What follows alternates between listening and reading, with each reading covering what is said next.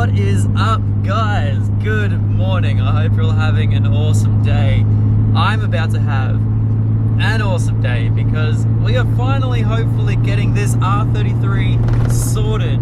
And we have a whole bunch of stuff that we're going to be doing at this 33 over the next couple of days. I'm actually staying out at Onsong Performance. If you guys remember Onsong, I'll link them down below with the ones that did all of the work to this R33. We did a complete RB25, and then once we got the link installed by Whitey's Wiring, we then got it tuned by Onsong Performance.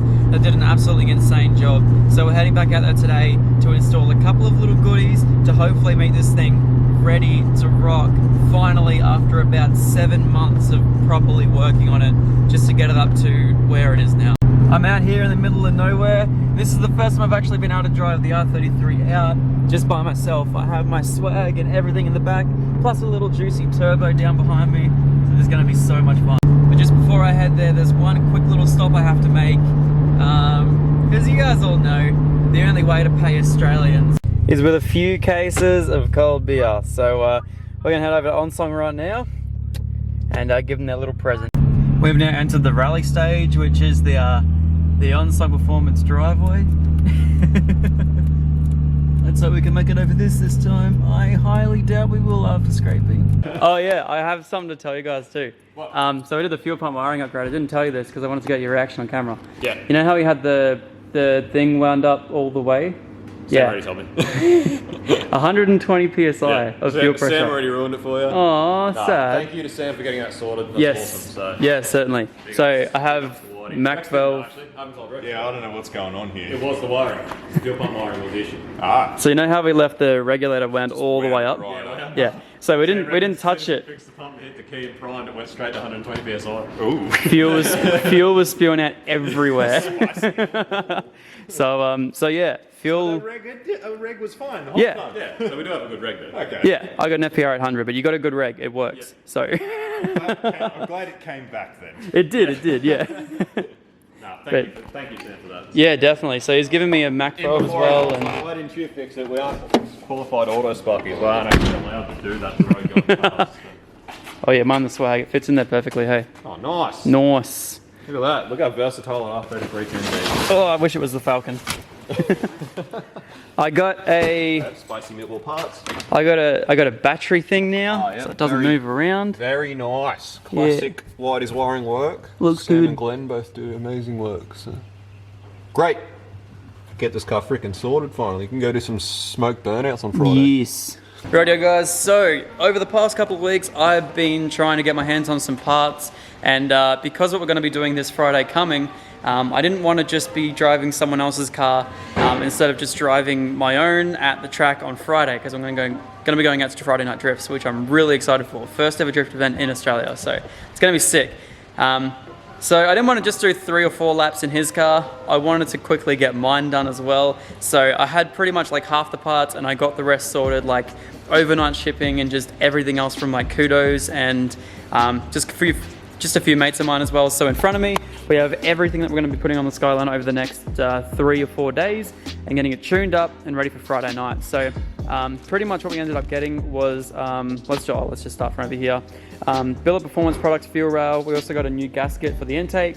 Forward-facing plenum. This is just a Freddy, so this one right here, yeah, I've been told is really good. MAC valve. We have an adapter for the Freddy right there to go to the standard throttle body. With that, we also needed to get a throttle body or throttle cable. One of you guys actually sent this out to me, which is awesome. So thank you very much for that. Brand new, genuine Nissan throttle body or throttle cable for an S14. FPR 800, so that's going to be going on there too to help us regulate some fuel. On that, I'm also going to be putting on a gauge as well, just so we can check what fuel pressure is doing.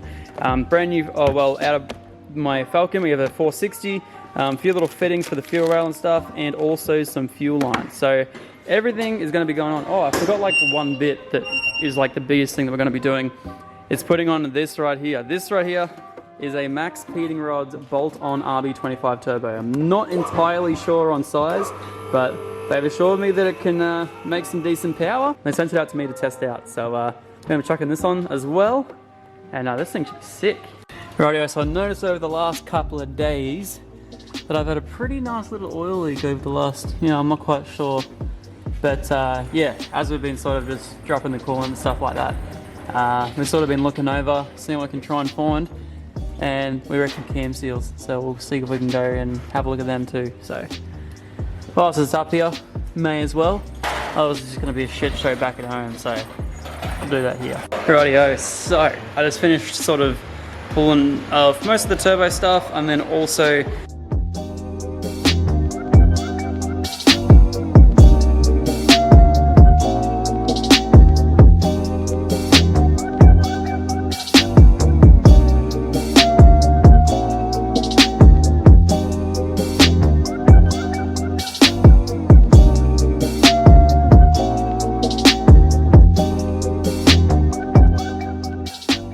taking off this timing cover as well.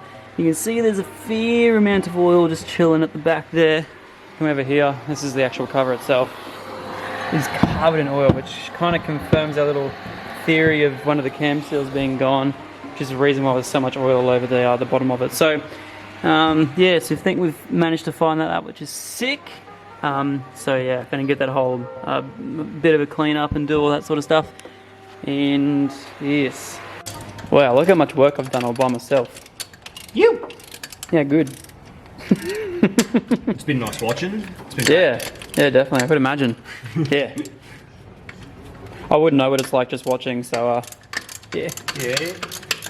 Come on, get back to work. Sorry, mate, I'm getting there. There we go. Plenum is removed. So the plenum actually won't touch any of this stuff down here, will it? Freaking hope not. No, I meant as in like cleaning up any bit down here-ish, will it? Oh no, that pretty much all stays as Yep. it is. Yep. For the most part. Oh, there we go. Excellent. Oh, I don't know. Looks pretty dry in there. Yeah, it does. Where are you coming from? Rightio, so we're just having a quick little chat about the seals at the front of the engine, basically for the oil leak that I've been having. We're trying to figure out why there was so much oil that was leaking into the timing cover, and then yeah, checking wash plugs, checking everything. So yeah, Max was saying that these two right here, these cam seals, they look great, and also behind them there was absolutely no oil whatsoever. So we're trying to think of a way that all of the oil was leaking into the timing cover and sort of, yeah, how it was getting out. So we're having a look at this, and the front main is actually recessed in, looks like about maybe half a mil or so, and apparently with the RBs and JZs, you're not supposed to push that in the entire way because that can start leaking in there and doing everything else as well, and it can't drain properly. So we're going to try to replace the front main, and then what we can do is we can just hit it flush with the front of the oil pump, and then hopefully, pray to God, we're not leaking any more oil. So fingers crossed.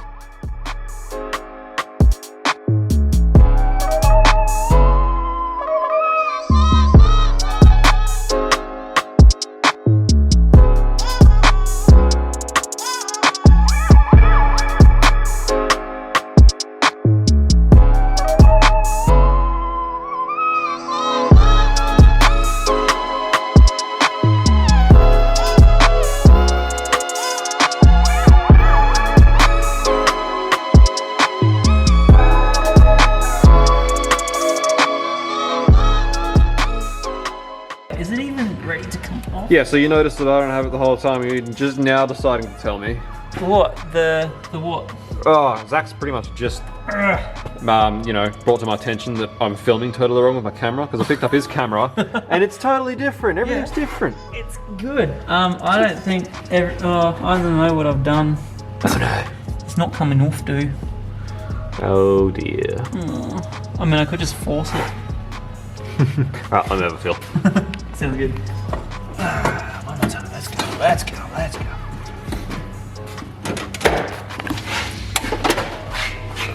Excuse me, do you mind? Coming out. Can you like for 1 minute not be a fuckwit? Oh, sorry, you're filming it. No, that's alright. I've learned how to swear in my videos now. Ah, yes. Oh. Beautiful. Not really. No, it's not. I really hate it. Fair call. I'll give you that. Oh, damn it. Oh, the joys of split lines. Alright. New water line, it is. Yay. Once you break it. Yeah. No, he definitely didn't. I just, Oh. yeah. Oh. Yeah, nah. It's just flexible. So Brace it. Yeah. That's right. We'll have a new one.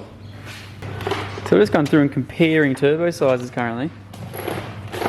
See, it's quite, It is significantly bigger. Even the, quite a bit bigger. yeah. Even the internal wastegate's a little bit bigger again. In saying that, for a stock turbo to have that much shaft play, I feel that lack of shaft play. Yeah, that's pretty good. Pretty good, eh? It's awesome. So you can see this one right here, Max Beating Rods turbo. It is a little bit bigger, well actually substantially bigger compared to the other side. Exhaust wheel anyway, I'll flip them over. Intake side also significantly bigger.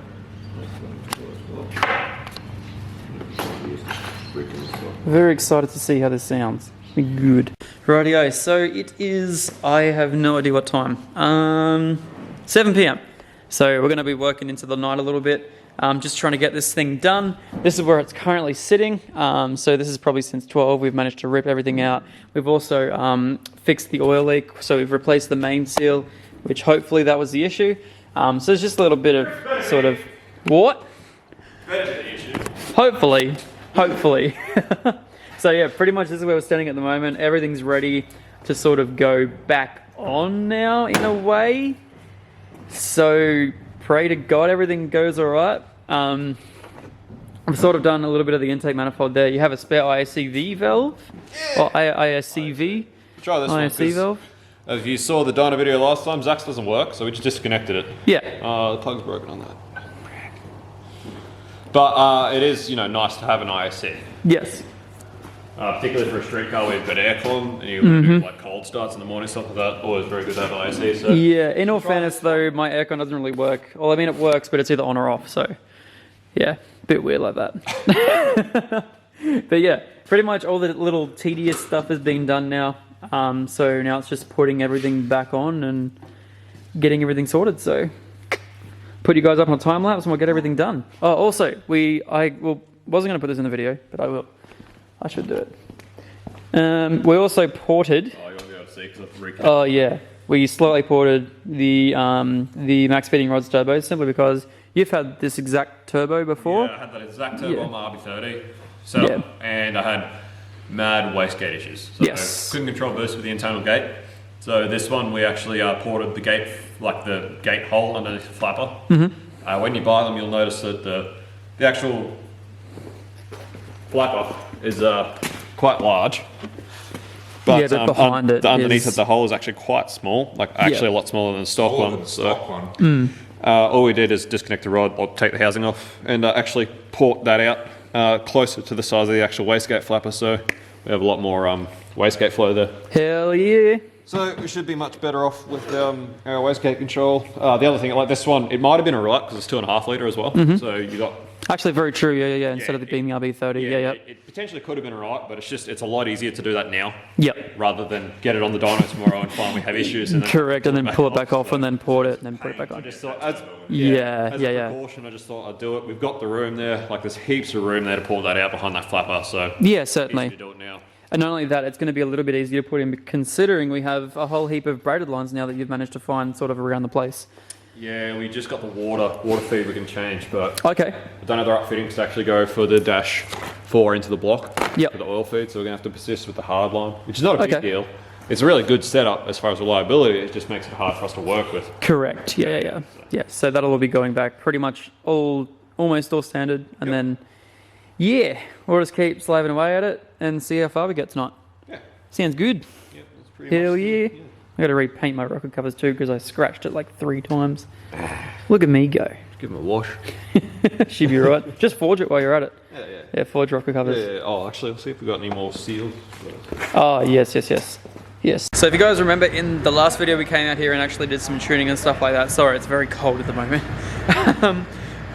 We ended up having issues with the ISCV. We ended up having issues with the ISC valve simply because it was just kept idle hunting, and literally as soon as we unplugged it, it was just perfect. We just had issues with it ever since. Max had basically a makeshift sort of intake manifold here, sitting here, and he also had a spare IACV. So I've stolen that, and it's now on the bottom of my intake manifold. So yes, this is looking heaps good. So now we have to do, these right here are sort of like little bungs for the vacuum lines. I'm also going to get in and do my throttle body cable.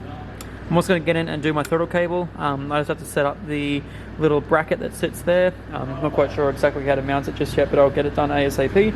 But yeah, it's looking pretty good so far. There we go. Oh no. Oh, the thingy thing. Wait, 1 second. This thing. The dipstick. The dipstick. What'd you call me? Nothing. Oh, hang on. I can't say. No, you're all good. I don't mind. The dipstick is in the way. Type stock.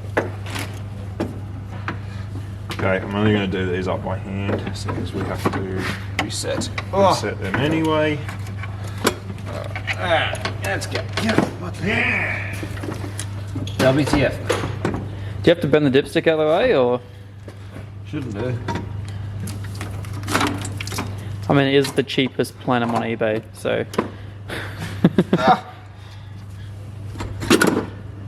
We're going to have to definitely relocate this washboard. You can take it out. Look. It's not bolted in. Perfect. I do have to unplug some stuff, but not bolted in. I did that. I could paint it up like an oil cooler. Yeah. What is stopping this? Oh, it's the fuel filter. The fuel filter? Yeah. Oh, so much of it. Oh, is it hitting that IAC? Yep.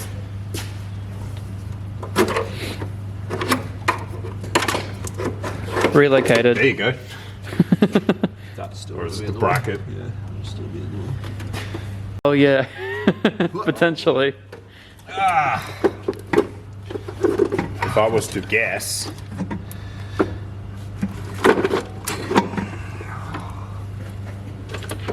Still hitting on that one. I freaking hate these cars so So, we don't know how cold it is. My phone says 8, and we don't know. The other thing over there said 1. So we're starting up the dyno. Get an accurate reading. We want to know where the station will tell us. 8 degrees. 8 degrees, there you go. cold enough. Yeah. Mm-hmm.